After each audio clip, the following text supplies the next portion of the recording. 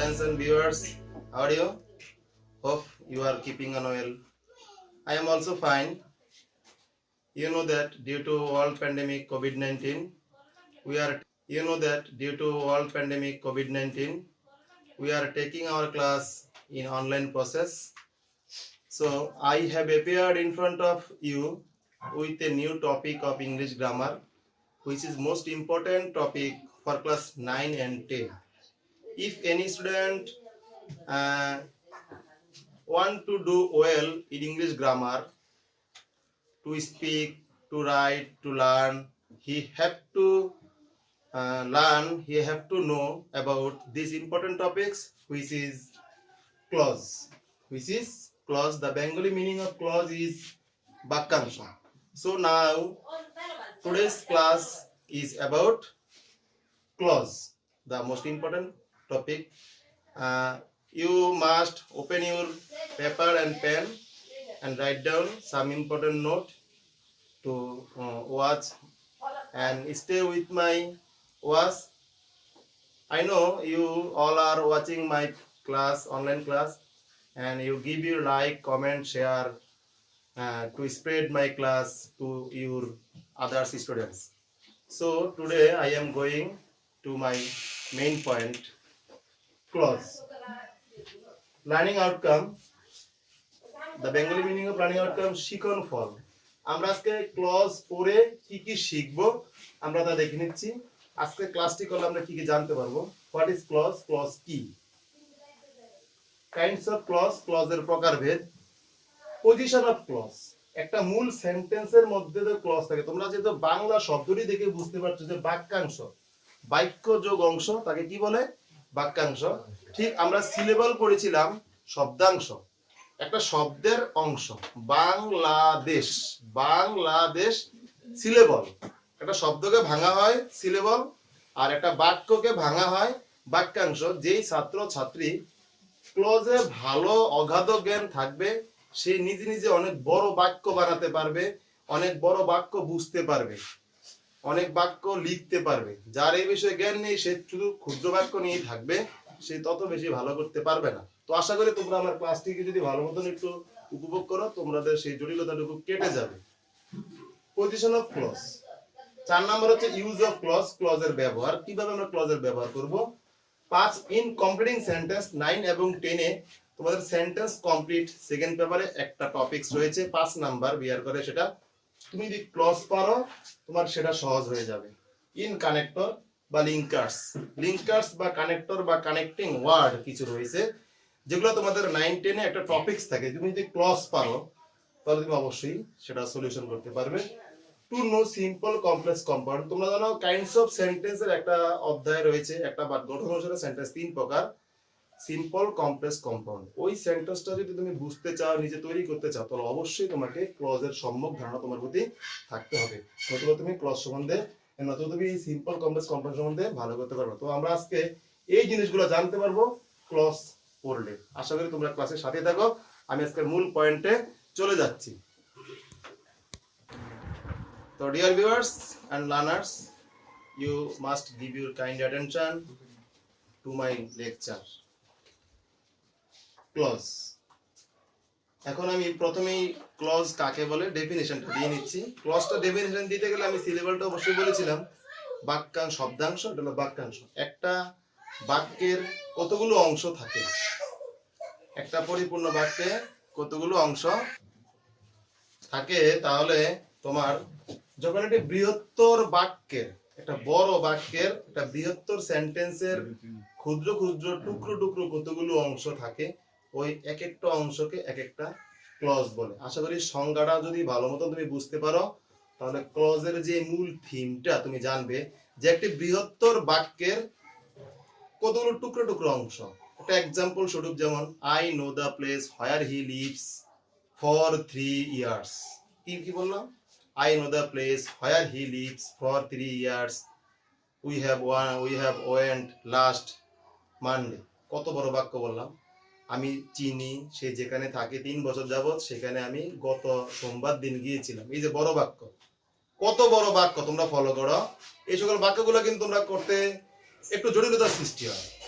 তাহলে আবারও সংজ্ঞাটা বলে নিচ্ছি, ক্লজ কাকে বলে। এটা বৃহত্তর সেন্টেন্সের মধ্যে কতগুলো খন্ড খন্ড টুকরো টুকরো যে সেন্টেন্স থাকে তাকে কি বলে? ক্লজ বলে। আমাদের 2 নম্বর লার্নিং আউটকাম ছিল কাইন্ডস অফ ক্লজ, ক্লজের প্রকারভেদ। ক্লজ প্রধানত 3 প্রকার। কেউ কেউ বলে মতান্তরে ক্লজ 2 প্রকার, ওটাও ঠিক আছে। যেমন আমি প্রথমে বলো ক্লজ 2 প্রকার, independent clause, dependent clause, dependent clause. আবার মতান্তরে কেউ বলে ক্লজ 3 প্রকার, principal clause, subordinate clause, coordinate clause. Principal clause or dependent clause. Principal clause, the Bengali meaning of principal clause, প্রধান বাক্যাংশ, প্রধান বাক্যাংশ। সাবঅর্ডিনেট ক্লজ, অধীন বাক্যাংশ, কোঅর্ডিনেট ক্লজ, সহ বাক্যাংশ। ইন্ডিপেন্ডেন্ট ক্লজ, দেখো ইন্ডিপেন্ডেন্ট ক্লজ তুমি লিখতে পারো স্বাধীন বাক্যাংশ, স্বাধীন বাক্যাংশ। ডিপেন্ডেন্ট ক্লজ তুমি লিখতে পারো অধীন বাক্যাংশ। প্রিন্সিপাল ক্লজ প্রধান বাক্যাংশ, প্রধান বাক্যাংশ। সাবঅর্ডিনেট ক্লজ কারো অধীনে থাকে, অধীন বাক্যাংশ। কোঅর্ডিনেট ক্লজ সহ বাক্যাংশ, কোঅর্ডিনেট ক্লজ সহ বাক্যাংশ। তাহলে ক্লজ 2 প্রকার, মতান্তরে 3 প্রকার। প্রিন্সিপাল ক্লজ, প্রিন্সিপাল ক্লজের 2টি নাম, ইন্ডিপেন্ডেন্ট ক্লজ স্বাধীন বাক্যাংশ অথবা প্রিন্সিপাল ক্লজ প্রধান বাক্যাংশ। তোমরা কিন্তু নামেই বুঝতে পারতো যে সংখ্যাটা কি হতে পারে। 2 নম্বরে সাবঅর্ডিনেট ক্লজ অথবা কেউ কেউ বলে ডিপেন্ডেন্ট ক্লজ, অধীন বাক্যাংশ। এই দুটা এক ধরনের, এটা হচ্ছে আরেক ধরনের কোঅর্ডিনেট ক্লজ, সহ বাক্যাংশ। প্রিয় শিক্ষার্থীরা একটু মনোযোগ দিয়ে দেখো, ক্লজের এই 3টি প্রধান প্রকারভেদ, এবং এইটার নাম ইন্ডিপেন্ডেন্ট ক্লজ হয়, প্রিন্সিপাল ক্লজ হয়, সাবঅর্ডিনেট ক্লজ অথবা ডিপেন্ডেন্ট ক্লজ। এবার সাবঅর্ডিনেট ক্লজের আবার 3টি শাখা রয়েছে। এই অধীন বাক্যাংশটা যে প্রিন্সিপাল ক্লজের অধীনে যে থাকে, তার অধীনস্থ হতে গিয়ে আবার সেটা 3টি ভাগে বিভক্ত হয়েছে, ডিপেন্ডেন্ট ক্লজ অথবা সাবঅর্ডিনেট ক্লজ। এই 3টি ভাগের নাম কি? নাউন ক্লজ, তোমরা অবশ্যই নাউনের না অর্থ জানো। Noun clause, adjective clause, adverbial clause. Adverb শব্দটি থেকে অ্যাডভার্বিয়াল এসেছে। ডিয়ার লার্নার্স, আবারও দেখো, সাবঅর্ডিনেট ক্লজ অথবা ডিপেন্ডেন্ট ক্লজ আবার 3 ভাগে বিভক্ত, noun clause, adjective clause, adverbial clause. Okay, তাহলে আমরা একটি চার্টের মাধ্যমে ক্লজের প্রকারভেদগুলো জেনে গেলাম। ওকে, তাহলে এবার আমরা দেখে নিচ্ছি প্রকারভেদগুলোর আবার definition. What is the definition of principal or independent clause? What is the definition of subordinate or dependent clause? What is the definition of coordinate clause? তাহলে প্রিন্সিপাল ক্লজ কাকে বলে? সংজ্ঞাটা হচ্ছে যেই বাক্যাংশ স্বাধীনভাবে বাক্যে ব্যবহৃত হতে পারে তাকেই প্রিন্সিপাল ক্লজ বলে। যে ক্লজ বাক্যে, যে ক্লজ বাক্যে স্বাধীনভাবে অর্থ প্রকাশ করতে পারে, অর্থ প্রকাশ করতে পারে অথবা ব্যবহৃত হতে পারে, তুমি লিখতে পারো অর্থ প্রকাশ করতে পারে, তাকে প্রিন্সিপাল ক্লজ বলে অথবা ইন্ডিপেন্ডেন্ট ক্লজ বলে। যেমন I am a teacher,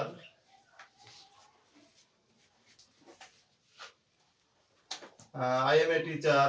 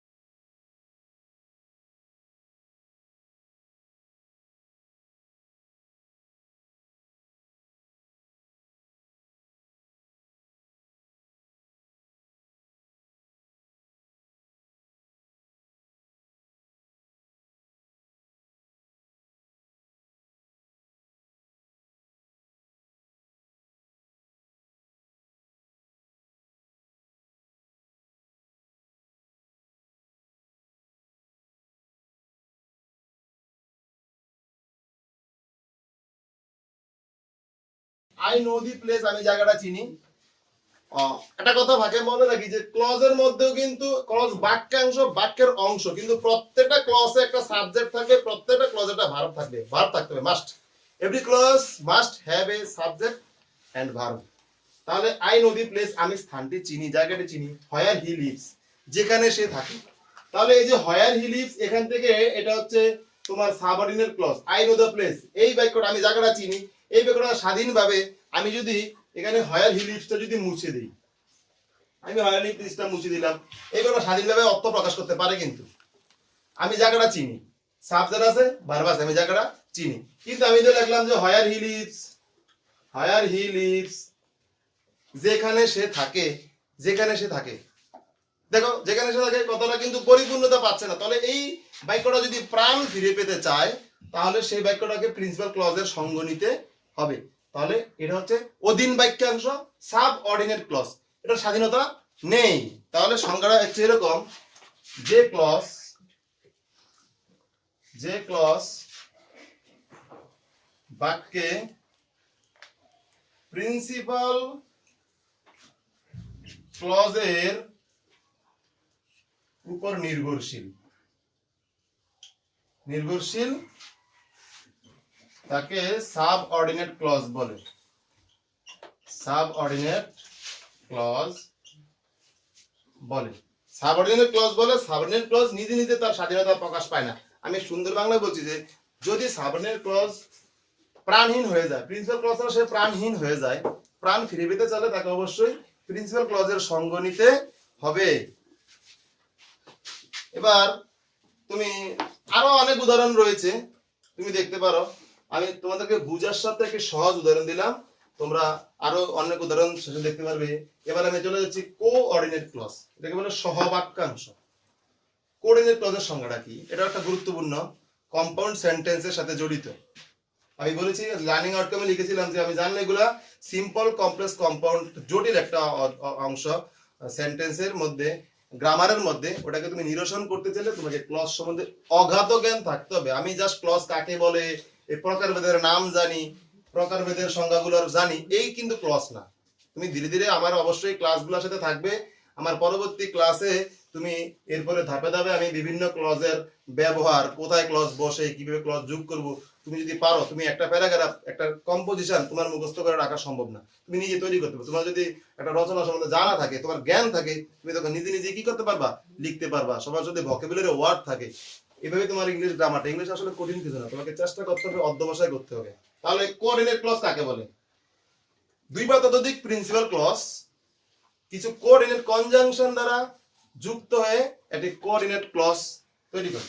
দেখো দুই বা ততোধিক, দুই বা ততোধিক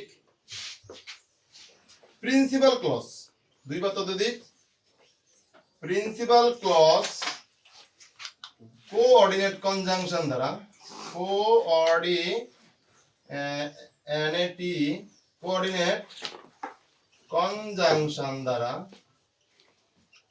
কোঅর্ডিনেট কনজাংশন দ্বারা, দেখো আসল কথাটা কিন্তু এদুটো কি মূল কথাটা, যে দুই বা ততোধিক প্রিন্সিপাল ক্লজ কোঅর্ডিনেট কনজাংশন দ্বারা যুক্ত হয়ে, আমি একটু উপর দিয়ে লিখছি স্থান সংকুলনের কারণে তোমরা বুঝে নিবে, কনজাংশন দ্বারা যুক্ত হয়ে কোঅর্ডিনেট ক্লজ তৈরি করে, কোঅর্ডিনেট ক্লজ তৈরি করে।